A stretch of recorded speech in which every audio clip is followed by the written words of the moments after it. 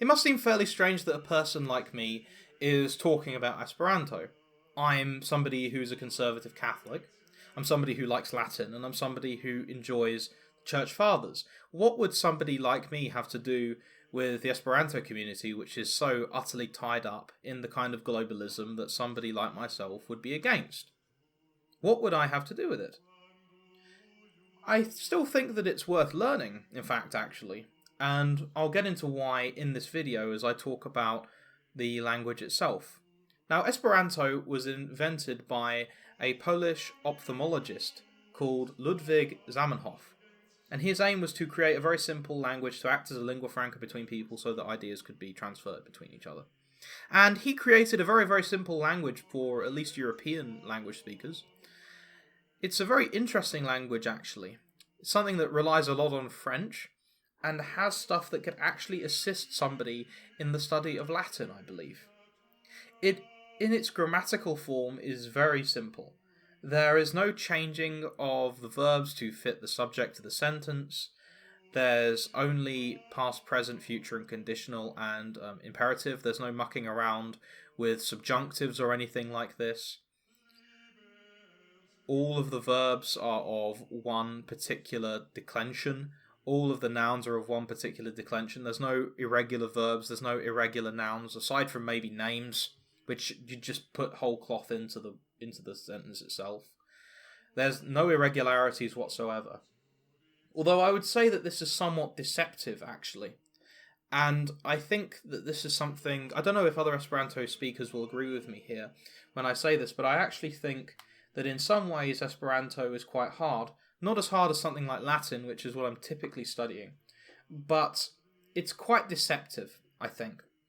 Take, for example, the correlatives. There's a nice little table of correlatives for the language that describe things like who, what, where, anytime, sometime, and these follow a uniform pattern. So you have a starting letter to indicate what sort of thing is going on. So, kyo would be what, whereas tio would be that.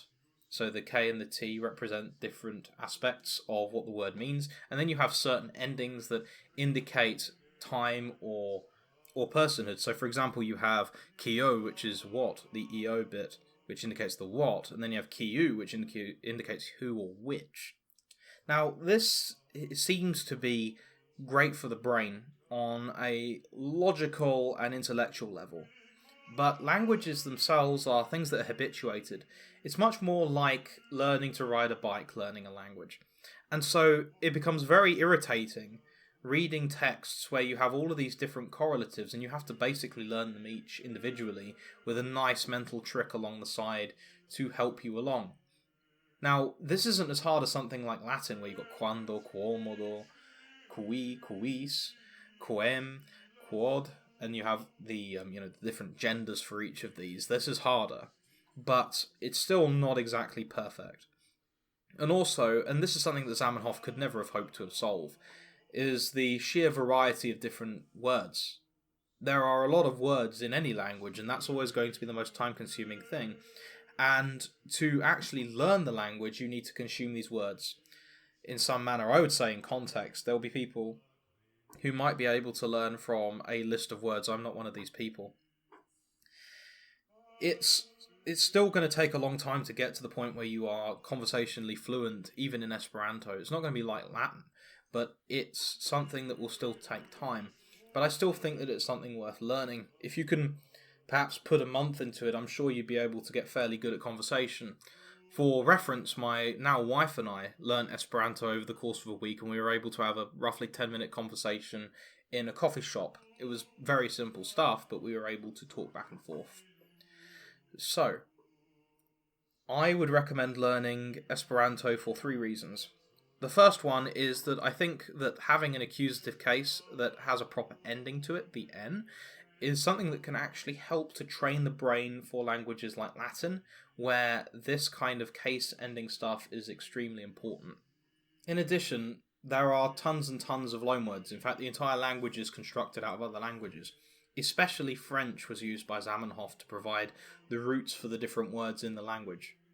Now, Esperanto, being so grammatically simple, means that you can actually get the vocab in your brain far quicker than something like, I suspect, French.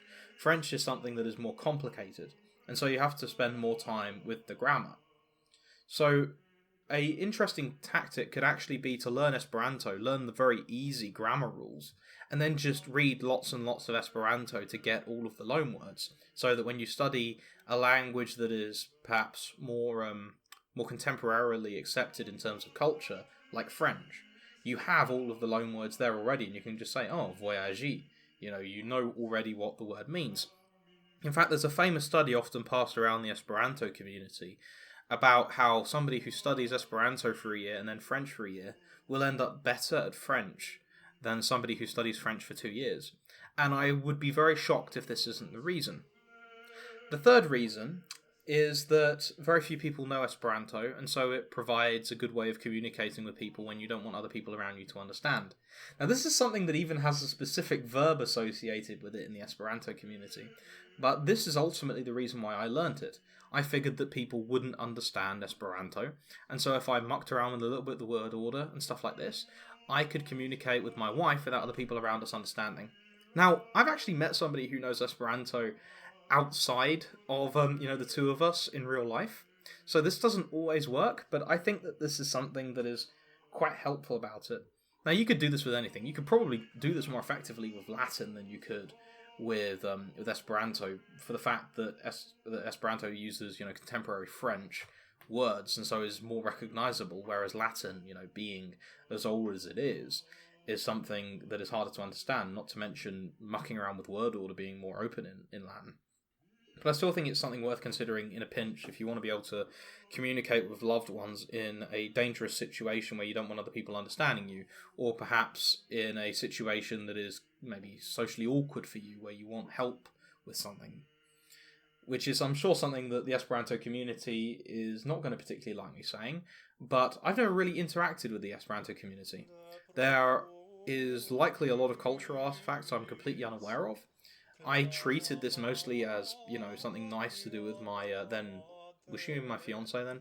Either my girlfriend or my fiance. And so I didn't really interact with them. So, having said all of this, how would I study Esperanto? How would I go about acquiring the vocabulary?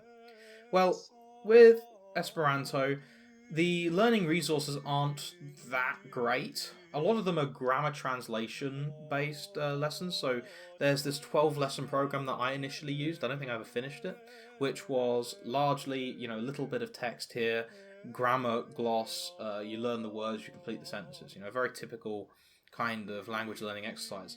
There's also Duolingo. A friend of mine from church actually learnt a pretty good amount of Esperanto through that, but I don't think that this is the best way. I think that the best way of doing it would probably be doing something like either there's the Teach Yourself Complete Esperanto book, which I have, which is quite thorough, although it will take you quite a lot of time to get through, I think. But there's also such a thing as going onto one of these websites that has Esperanto lessons, going through them as quickly as possible, and then graduating to simple texts. Now, I can't think of many simple texts. I think maybe communicating with people in basic Esperanto might be a good start, but the thing that you want to do is you want to be communicating as much as possible with people in the language, or reading stuff in the language, so that you get the information down. And then from there, you recognize all the forms and can read and produce higher quality output, or read input. So I think that the best way would be to go through, learn the grammar of the language, do the exercises, grant them out in maybe a week, and then just go talk to people. Ideally, something that would be quite cool is if people started to produce something like Lingua Latina per se illustrata for Esperanto, where they just produce lots and lots of Esperanto text in a very simple way, so that the different parts of words can be taught intuitively. But I don't think that this is something that's in the works. If somebody in the Esperanto community has time, please write something like this. That would be very helpful. Maybe 30,000-40,000 words. Yeah, just write like a novel in Esperanto that provides all of the different features of the language enough times to be able to drill it into somebody's head. That's what would really benefit the community here, but as far as I know, this doesn't exist. And so, with that said, my rambling is over.